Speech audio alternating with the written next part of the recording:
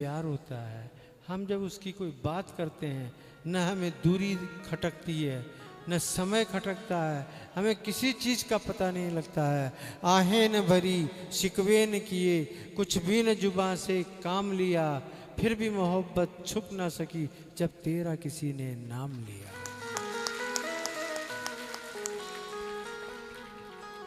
फिर भी मोहब्बत छुप ना सकी। और वो पहुंच गया वहां के ऊपर, बोला भैया अब तुम ही जाओ, आगे दिया ना संदेश।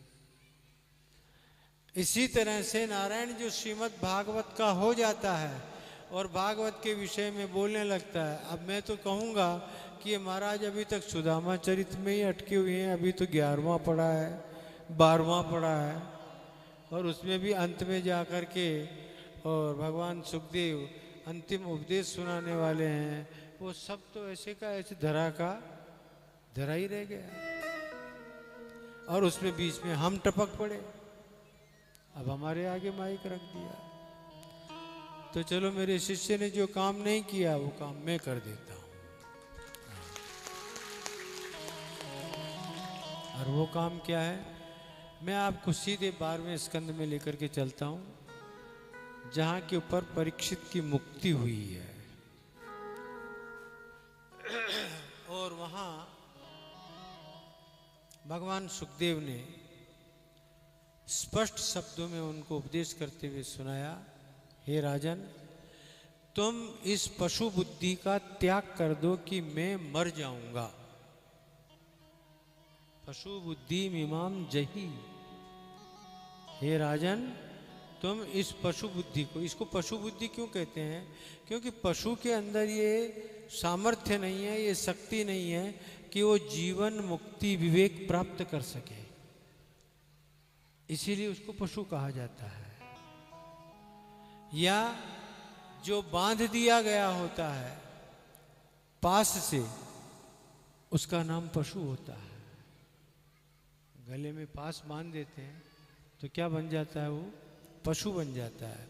तुम सब भी संसार पास से बंधे हुए लोग हो। उपनिषदों में आता है, जिस तरह से तुम्हारे पशु गाय है, भैंस है, बकरी है, इनको तुम चारा डालते हो और दूध दूह लेते हो, उसी तरह से ये मनुष्य भी देवताओं के पशु हैं। वो इंद्रियों के भोग डाल देते हैं और फिर यज्ञादिक रूप दूध दूह लेते हैं, तुम्हारे से दूध दूह लेते हैं। इसलिए तुम भी पशु हो। पशु बुद्धिम इमाम जही। कौन सी पशु बुद्धि है? कि मैं मर जाऊंगा। अच्छा देखो, संसार में जितने भी लोग हैं, और किसी से डरते हो या नहीं डरते हो? मौत से डरते हो कि नहीं? जरा बोलो, मौत का डर लगता है कि नहीं लगता है? बोलो ने, कि सब अमर हो गए हो, लगता है डर? अगर मौत का डर नहीं लगा होता तो हॉस्पिटलों के अंदर आईसीयू डिपार्टमेंट खुलते क्या? हॉस्पिटलों में एक डिपार्टमेंट होता है ब्रह्मचारी जी महाराज, जिसका नाम है आईसीयू, है ना? आईसीयू, इंटेंसिव केयर यूनिट, जिसमें तत्काल ले जाया जाता है और औषधोपचार शुरू किया जाता है। इसीलिए तो रखा जाता है, क्योंकि आदमी मौत से डरा हुआ है और भागता फिरता है इधर से उधर।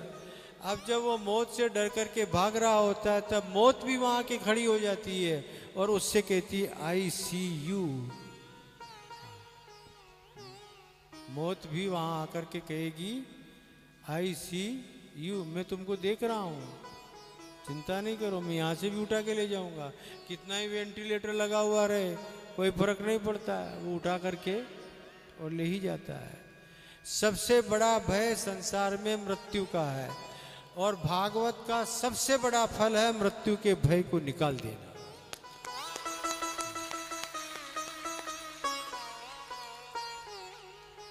प्रारंभ ही यहीं से हुआ ना।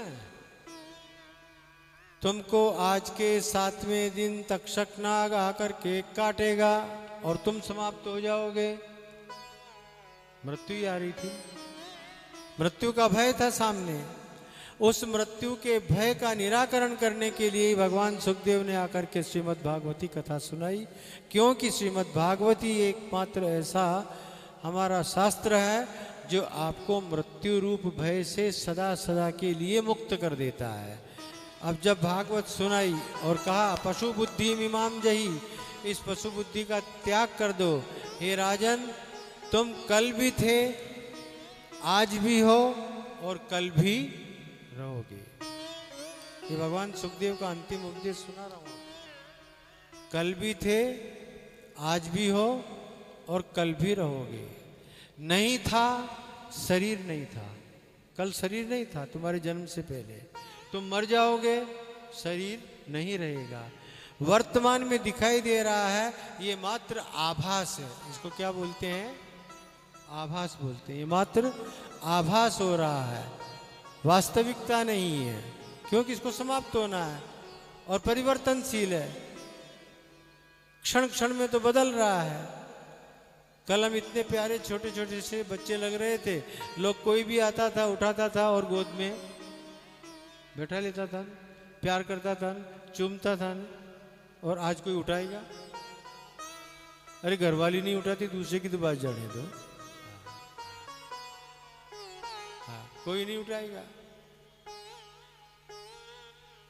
स्थितियां बदल गई, प्रतिपल क्षण क्षण ये शरीर परिवर्तनशील हो रहा है और जा किशोर रहा है, प्रत्येक कदम मृत्यु की ओर जा रहा है।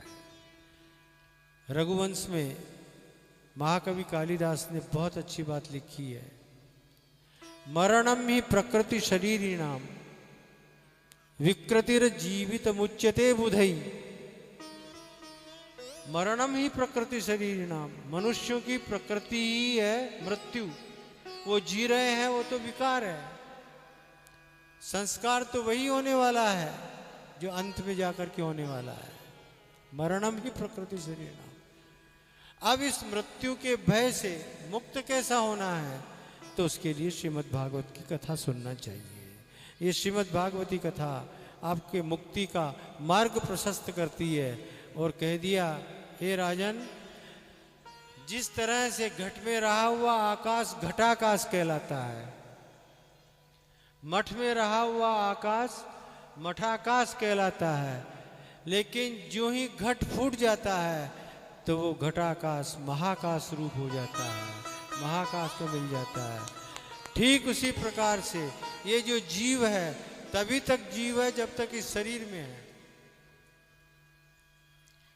जीव की परिभाषा बनाई है, अंतःकरणावच्छिन्नम चैतन्यम जीव है। अंतःकरण से अवच्छिन्न जो जीव है, चैतन्य है, वही जीव है। या ऐसा मान के चलो, सोपाधिक चैतन्य जीव है। सोपाधिक जीव चैतन्य, उपाधि सहित। बोलो, तुम्हारे सबके पीछे उपाधियां लगी है कि नहीं लगी है? सवेरे से लेके रात तक उपाधि में ही पड़े रहते हो, वही तो जीव भाव है। इस उपाधि से जो ही विनिर्मुक्त हो जाओगे, निरुपाधिक बन जाओगे, ब्रह्म हो जाओगे। सोपाधिक चैतन्य जीव और निरुपाधिक चैतन्य ब्रह्म, वो ब्रह्म है। भगवान सुखदेव कहते हैं, हे राजन, घटे भिन्ने यथाकाश, आकाशस्याद् यथा पुरा। पहले भी आकाश ही था, घट में आया तब भी आकाश, लेकिन उपाधि लग गई, क्या बन गया? घटाकाश। विष्णु में आया, विष्णु चैतन्य हो गया। विद्या में आया, विद्यानंद बन गया। चैतन्य वही है, लेकिन उपाधियां अलग अलग हो गई, इसलिए घटाकाश, पटाकाश, मठाकाश, लठाकाश, अनेक तरह के आकाश हो गए। लेकिन जो ही उपाधि फूटी नहीं, त्यों ही वहां पर ब्रह्म संपद्यते पुनः, वहां व्यक्ति ब्रह्म बन जाता है, ब्रह्म स्वरूप हो जाता है। तो श्रीमद् भागवत आप सभी को, और एक बात बताता हूं, गृहस्थों से सुनो और महात्मा से सुनो, बड़ा फर्क पड़ता है। गृहस्थ को तो तेल नून लकड़ी की चिंता लगी रहती है, और जब कथा करता है तब ये सोचता है कितना चढ़ावा आया, घर चलेगा कि नहीं चलेगा। लेकिन जो फकीर होता है, मस्त होता है, उसे इन सब की चिंता नहीं होती है, वो मस्त होकर कथा सुनाता है। आप देखिए सुखदेव जी महाराज राजा परीक्षित को कथा सुना रहे हैं, लंगोट भी नहीं पहन रखी है। हम लोगों ने तो फिर भी इतने कपड़े लाद रखे हैं अपने ऊपर, उन्होंने तो कोपीन मात्र भी धारण नहीं किया हुआ है। अब जिसको लंगोट भी नहीं चाहिए वो राजा से क्या ले लेगा। और वैसे भी राजाओं का धन कोई बहुत अच्छा धन नहीं होता है। हमारे शास्त्रकारों ने तो कहा राजधन तो कभी लेना ही नहीं चाहिए, कभी नहीं लेना चाहिए। भले मैं राजमाता के यहाँ कथा करके गया हूँ, लेकिन लिया कुछ नहीं, कुछ नहीं लिया। आज भी मामा ध्यानेंद्र सिंह साक्षी है। उनके शरीर शांत होने से पहले मैं सनातन धर्म में कथा कर रहा था। राजमाता साहब में जब भी ग्वालियर आता था आती ही आती थी मेरी कथा में। उस समय एक दिन मुझसे कहने लगी कि आप कटोरा ताल के सामने हमारी जगह है, आपकी इच्छा है आश्रम की, वेद विद्यालय बनाने की, भागवत विद्यापीठ बनाने की, तो आपको मैं जगह दे सकती हूँ। मैंने हाथ जोड़ दिया, मैंने कहा आपका प्रेम है मेरे लिए बहुत है माँ, आपका आशीर्वाद ही मेरे को बहुत फलेगा, मुझे कोई जगह वगैरह चाहिए नहीं लिया, ना ही बोल दिया सीधे। तो इनके पास तो लंगोट भी नहीं बाबा, तो वो क्या मांगेंगे उससे, जनक से, उससे परीक्षित से कि भाई तू कुछ दे दे। बिल्कुल निष्प्रिय व्यक्ति। और ऐसा व्यक्ति जब भागवत की कथा सुनाएगा मित्रों, तो याद रखो डायरेक्ट यहां लगेगी, यहां प्रभाव डालेगी और तत्काल तुम्हारी बुद्धि का कमल खिल जाएगा और तुम्हारे मन में वैराग्य का भाव जागृत हो जाएगा, क्योंकि बोलने वाला वक्ता विरक्त है।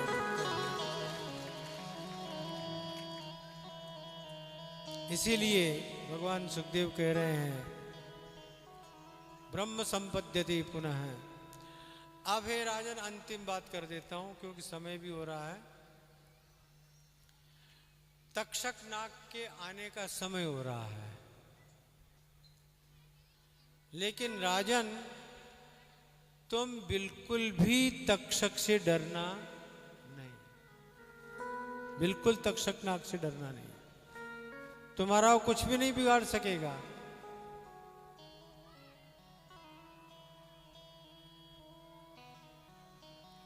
फिर भी अगर तुम्हारे मन में कोई बात रह गई हो, देखिए गुरु की कृपा, फिर भी तुम्हारे मन में कोई बात रह गई हो तो तुम मुझसे कह सकते हो, मैं तुम्हारी बात को पूर्ण करूंगा। मान लो वहां के ऊपर परीक्षित ने कह दिया होता कि 1 सप्ताह और सुना दो, एक बार भागवत और सुना दो, तो क्या होता, तक्षक तो अभी आने वाला है। ध्यान दो, गुरुओं में इतनी शक्ति होती है। सुखदेव में इतनी सामर्थ्य थी, जो पूछ रहे हैं कि तुम और क्या सुनना चाहते, भूयः किम श्रोतुम इच्छसि, तुम क्या सुनना चाहते हो, मैं वो सुनाऊंगा। और कह दिया होता कि भागवत सुनाओ, तो सुखदेव में इतनी ताकत थी कि वो तक्षक को कह देते एक साइड में खड़े हो कि तुम भी भागवत सुनो।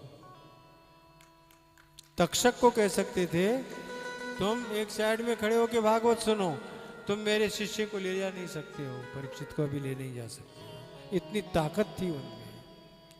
लेकिन शिष्य भी बड़ा उत्तम कक्षा का श्रोता था। और हमारे यहाँ भागवत में तो माना जाता है, बल्कि श्रुति परंपरा में हम तो ये मानते हैं कि सबसे बढ़िया अगर कोई श्रवण करने वाला अधिकारी व्यक्ति कोई था तो महाराज परीक्षित थे।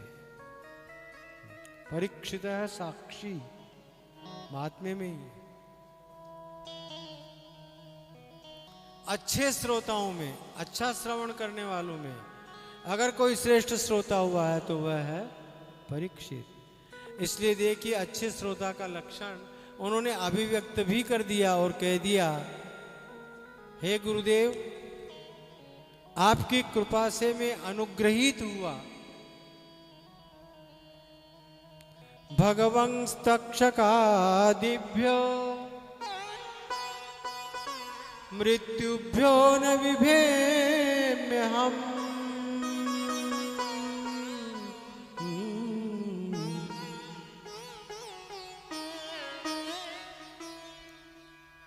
हे भगवान, अब तक्षकादिक मृत्युजन्य जो भय है वो भय मेरा समाप्त हो चुका है, मेरा भय समाप्त हो चुका है। क्यों? प्रविष्टो ब्रह्म निर्वाणम। कितनी बड़ी बात है एक गुरु के लिए कि उसका शिष्य उसके सामने कह रहा है, आपने जो कुछ सुनाया उसका परिणाम हाथ में ले लीजिए। प्रविष्टो ब्रह्म निर्वाणम अभयम दर्शितम त्वया।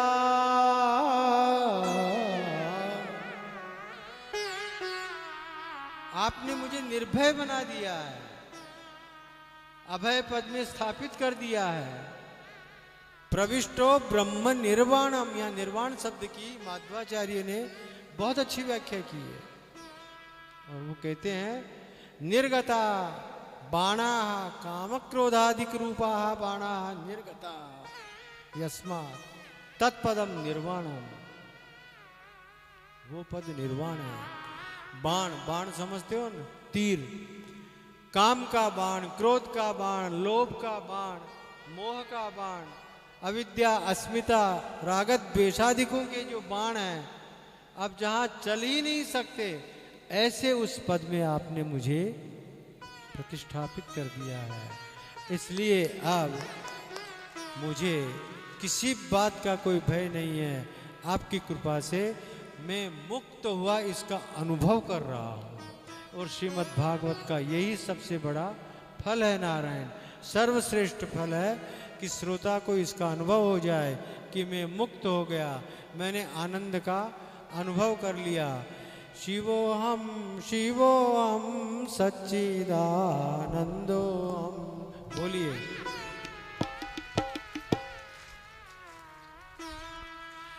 शिवोहम शिवोहम सच्चिदानंदोहम। ताली मत बजाओ, खाली बोलो। सच्चिदानंदोहम रामोहम रामोहम पूर्णानंदोहम। रामोहम रामोहम पूर्णानंदोहम। ये भागवत का फल दे रहा हूं आपको। कृष्णोहम कृष्णोहम चिद्घनानंदोहम। कृष्णोहम कृष्णोहम चिद्घनानंदोहम। सूर्योहम सूर्योहम ज्योति स्वरूपोहम। सूर्योहम सूर्योहम ज्योति स्वरूपोहम। सभी इसका अनुभव कीजिए कि आप में ये तेज आया है भागवत का। सूर्योहम सूर्योहम ज्योति स्वरूपोहम। सूर्योहम सूर्योहम तेज ज्योति स्वरूपोहम। शुद्धोहम शुद्धोहम सत्य स्वरूपोहम। शुद्धोहम शुद्धोहम सत्य स्वरूपोहम। आप शुद्ध हैं, आप सत्य स्वरूप हैं। यही तो भागवत का लक्ष्य आपको बनाना। शुद्धोहम शुद्धोहम सत्य स्वरूपोहम। शुद्धोहम शुद्धोहम सत्य स्वरूपोहम। बुद्धोहम बुद्धोहम ज्ञान स्वरूपोहम। बुद्धोहम बुद्धोहम ज्ञान स्वरूपोहम। मुक्तोहम मुक्तोहम आनंद स्वरूपोहम। मुक्तोऽहं आनंद स्वरूप। स्वरूपोऽहं। मैं शुद्ध हूँ, मैं बुद्ध हूँ, मैं मुक्त हूँ। और यही बात स्वीकार करके और परीक्षित ने कहा, प्रविष्टो ब्रह्म निर्वाणम अभयम दर्शितम त्वया। मैं उस निर्भय पद में प्रवेश कर चुका हूँ, आपने मुझ पर बहुत बड़ी कृपा की है, मैं आपको प्रणाम करता हूँ। बस उसके बाद में सुखदेव के पास आते हैं परीक्षित, उनको तिलक लगाते हैं, श्रीफल चढ़ाते हैं, और वो उठ करके जहाँ से आए थे उस ओर, वो एक बार भी पीछे मुड़ के नहीं देखते हैं कि राजा ने कुछ माल टाल दिया कि नहीं दिया, झांकते ही नहीं है। सीधे उठे और निकल ही गए। मेरे गुरुदेव ने भी मुझे आज्ञा दिया था, बेटा जहाँ भागवत करो, पूर्ण जो ही ये सुखदेव का अंतिम उपदेश सुनाओ, उठ करके चले ही जाना वहाँ से, पीछे मुड़ के देखना ही नहीं। और आज तक इन 40 सालों में यही किया है, यही करता हूँ, यही करता हूँ। तो मित्रों, मेरे विष्णु जी ने आप लोगों को खूब अच्छी भागवत की कथा सुनाई, भावमयी कथा सुनाई, और उसका परिणाम सामने दिखाई दे रहा है कि आप सब लोग खूब आनंद ले रहे हैं। मैं खूब आशीर्वाद देता हूँ इनको, किसी तरह से मेरा भी एक ही मानस है, और मैं अपनी भागवती कथाओं में सबसे पूर्णावती में यही आशीर्वाद मांगा करता हूँ, और वो आशीर्वाद मैं इसको भी दे रहा हूँ। मैं ये मांगा करता हूँ सबसे,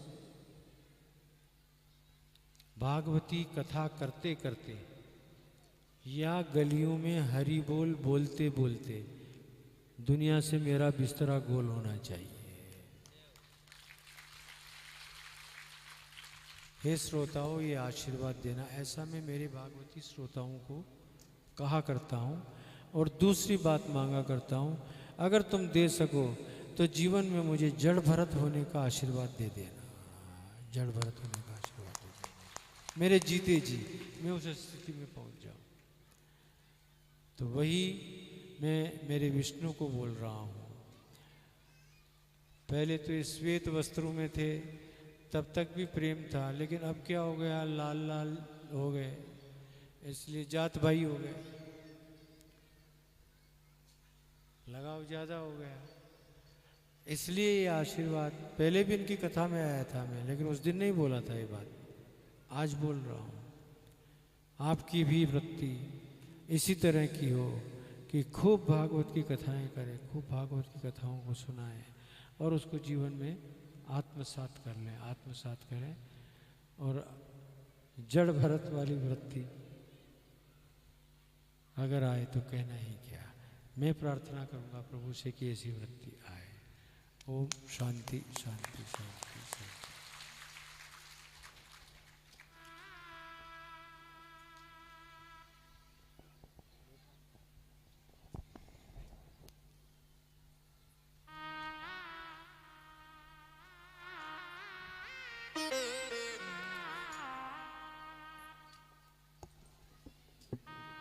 करुणामयी सरकार ने जीना सिखा दिया,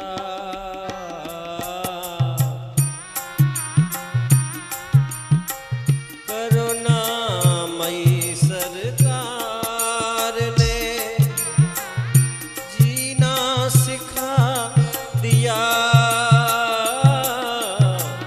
करुणामयी सरकार ने जीना सिखा दिया।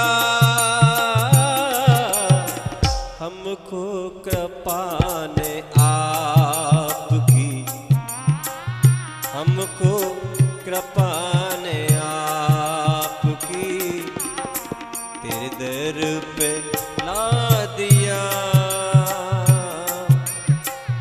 हमको कृपा ने आपकी तुझसे मिला दिया। रहते हैं जलवे हर